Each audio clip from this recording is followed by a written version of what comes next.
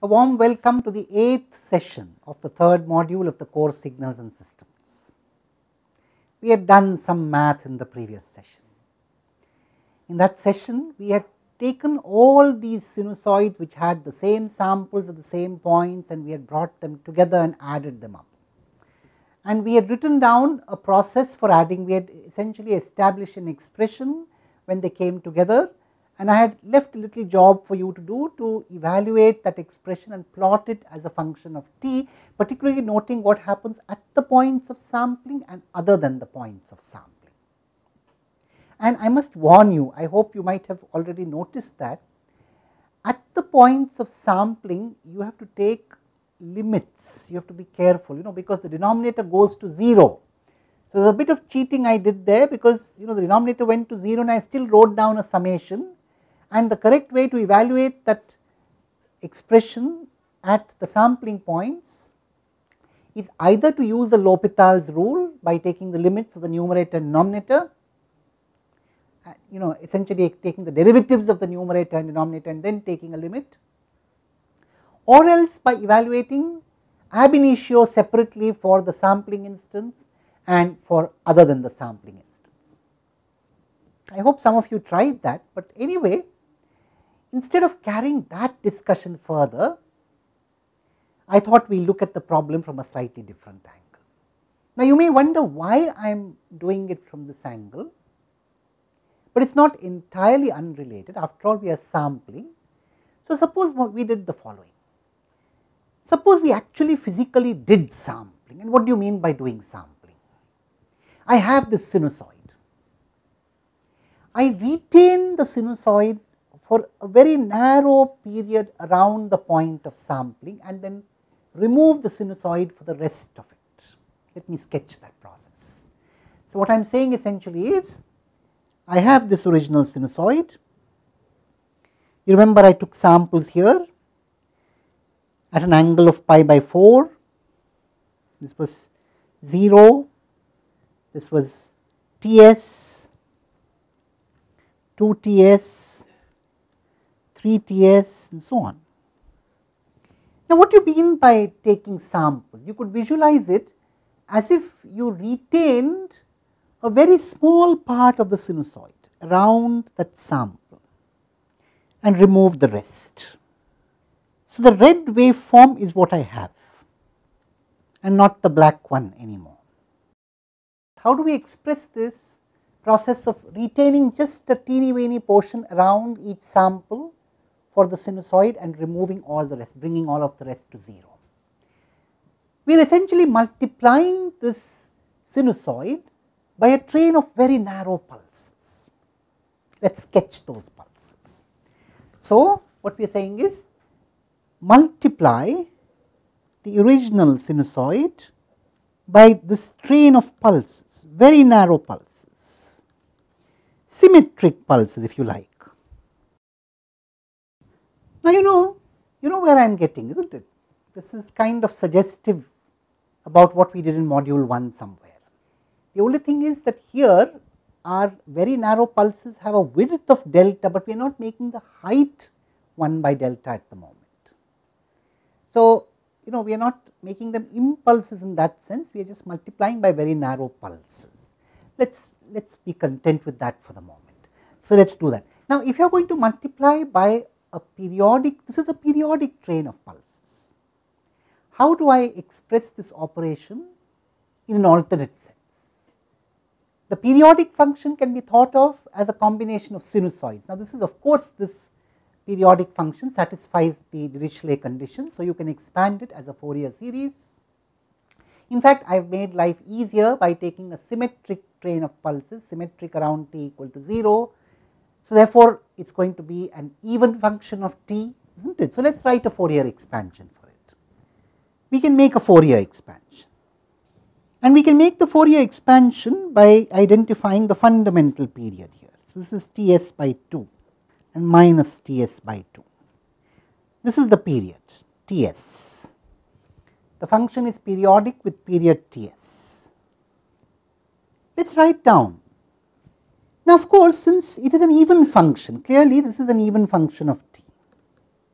So, it is going to have a Fourier expansion of the following form: some constant plus summation k going from 1 to infinity, only cosine terms, the fundamental multiplied by k t, and of course, the phase would be 0, because it is even, we are talking about an even function of t.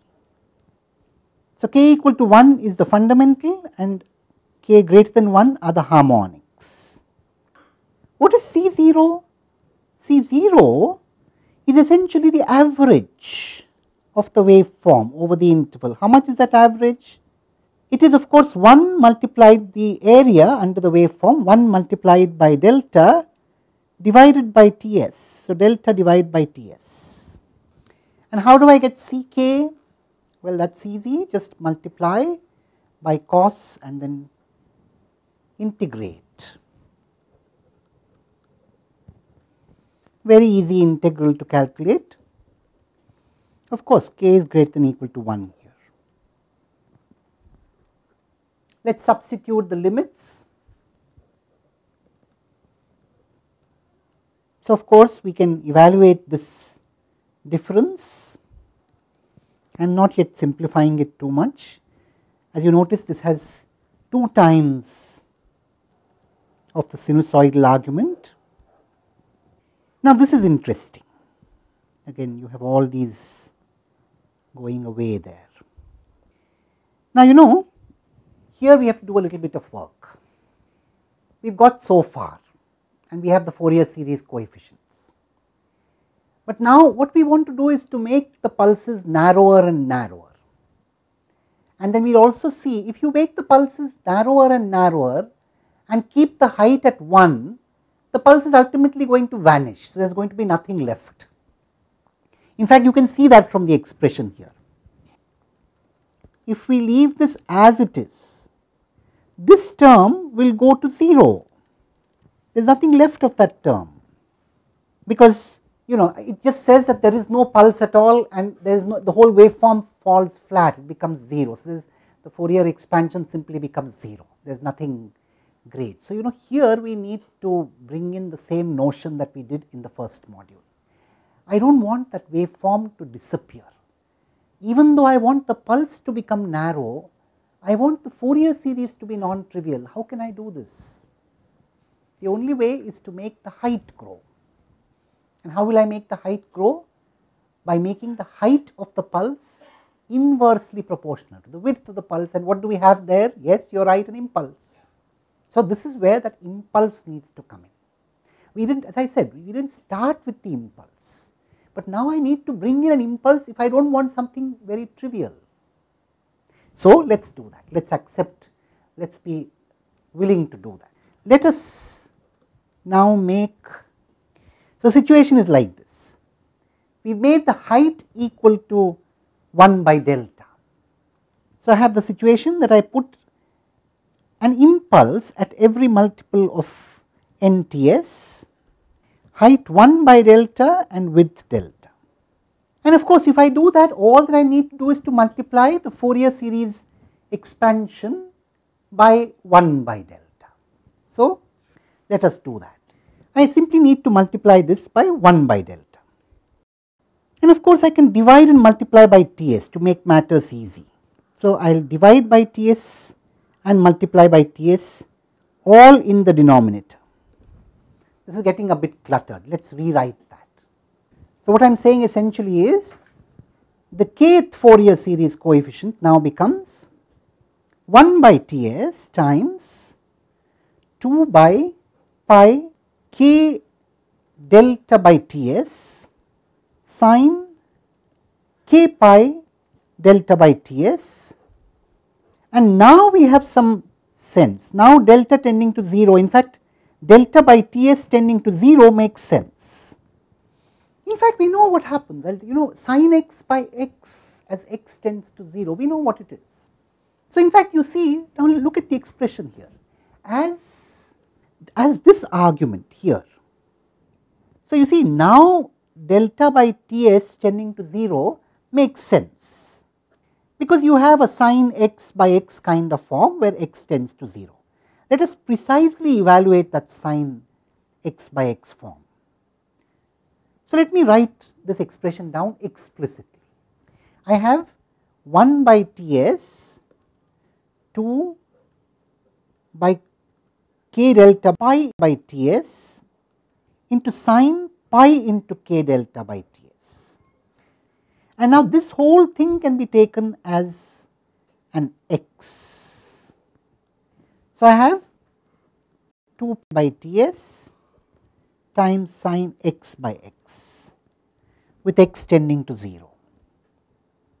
So, this tends to 2 by Ts. Interesting. So, it is independent of k, that is the important thing. The fact that it is independent of k reminds us of something that we did in the previous session, does not it? You had an expression similar to the previous session, which we have now got by proceeding the other way, and we shall say more about this in the session to come. Thank you.